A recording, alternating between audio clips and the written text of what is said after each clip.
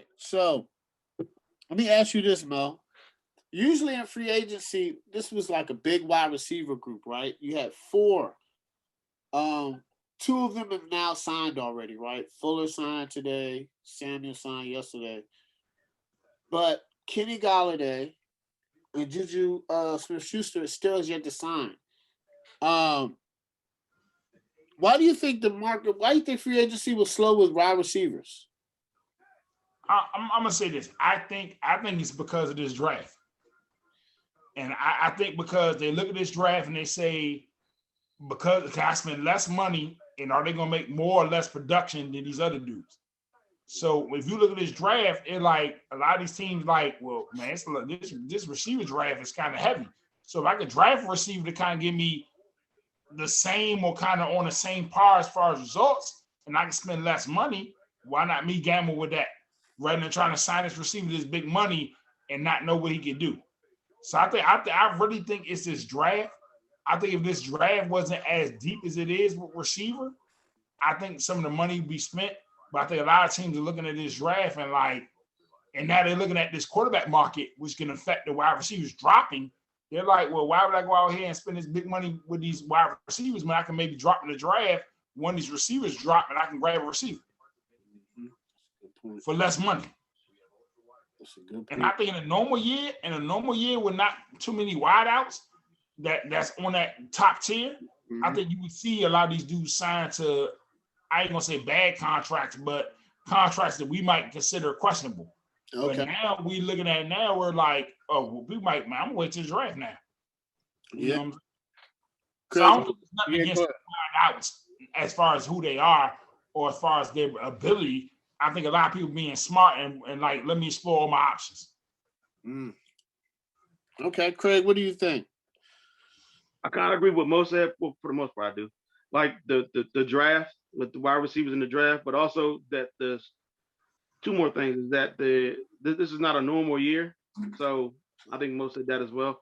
Where obviously that the cap is smaller, so teams are less, I guess, inclined to pay wide receivers extra money. If the cap was, I don't know what it was supposed to be last year or what it was last year or what it's supposed to be next year, then yeah, I think some of these guys would have probably been signed already for extra money, probably more than they even deserve to have. But this is what the situation is. Plus, I also think when I look at the list, I don't see too many number one wide receivers out there, in Mm-hmm. my opinion. Like I think Galladay is possibly at number one when he's healthy, borderline number one. Maybe Antonio Brown. Well, he was and went back in the day. I don't know if he's still a number one now. I think he could probably still put up number one type caliber numbers, but um, he's been a number. He was a number two or three this year with the Bucks, so Yeah. he's still out there. But like Will Fuller, I think Will Fuller's a number two. I Yep. think Juju's a number two. Yep. Curtis Samuel's a number two. Like as far as the big name wide receivers is out there. So do you want to pay Juju, who's a slot receiver or who's better in the slot, Mm-hmm. like wide receiver one type money? I wouldn't. Yeah. Curtis Samuel, the same thing. He was a number three receiver last year with the Panthers. The Redskins paid him, but is he like? Would you want to pay him wide receiver one or two type money?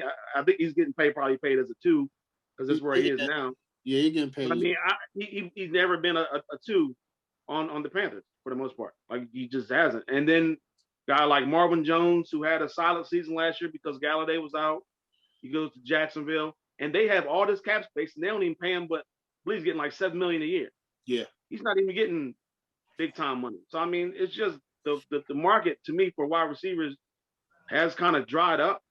Yeah. And even though there was a lot of wide receivers out there, a lot of decent names out there, and there still are, I just don't think teams are willing to pay wide receivers all this extra money, and they're probably not a legit one wide receiver. Like if this was obviously like Michael Thomas or somebody like Julio Jones, yeah, I can understand it, but I just don't see that in this wide receiver free agency group.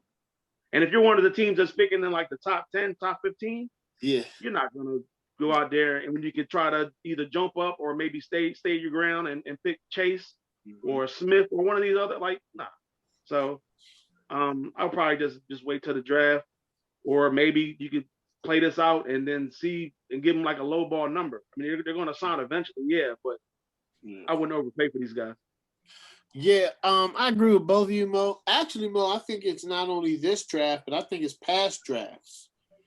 I think it's kind of almost like the running back position. I feel like the teams are like, why pay you when I can get a receiver that's quality in the second or third round and pay him less? And like, because the cap hit is ridiculously low because of COVID, as y'all stated. But I think that's it. I think it's more talent coming out of college.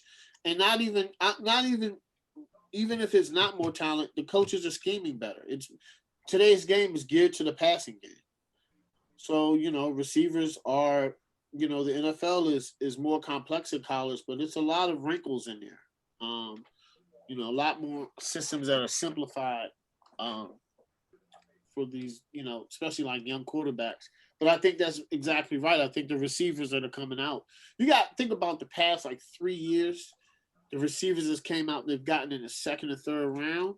Teams are like, oh, especially this year with this deep draft. Oh, I'm not going to pay.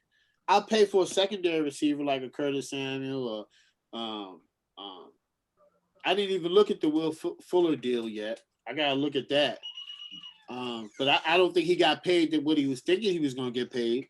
I don't think Golladay is going to get paid because, from my understanding, free agency, the longer you wait, less money you're going to get. Less money. Now, Trent Williams, but see, that was Trent Williams, though. Like, I think Trent Williams had teams calling him, and he had to make a decision. Yeah. I think he was everybody's going to pay for a left tackle. That's just. Oh, yeah. That's what O-line going to get paid over. O-line going to get paid, man. That's just is what it is, man. You can find them in the draft, but they going to get paid, man. They always going to get paid, man. Hey, but James, case example, going back to what you were saying about our receivers. Yeah. Look at Jordan Jefferson, who got picked, 25th or 24th last year? Yeah. Look at yards. You know what I'm saying? Look at yards. DK. Look at DK Metcalf, Tyler Lockett, AJ Brown. Tariq Hill. Hold on. What's the young guy in Carolina? Was he a first round pick? DJ Moore? Yeah, he was first round. Yeah, he was first round pick. How late? Late first round? Early. Early? He was top 20. Top 20. No, he was like top. I think he was like between 8 and 12. Top 10 to 15. It was late. Oh well. Yeah. But look at I think you're right, man. I think a lot of receivers they're young. You know what I'm saying? They could get them, man. They're thriving today. Oh yeah, you right. My bad. Who was that? What? You right, man. He was 24. You right. He was 24. I didn't know he was that low. I thought he was higher. DJ Moore. Yeah, DJ Moore. Yeah, okay, that's a good pick for. Yeah. I thought he was way higher than that. That's good. You know what I'm saying? So like you could get a DJ Moore to 24. Like you know what I'm saying? It's and yeah, I think. My own team. I don't even know my own team.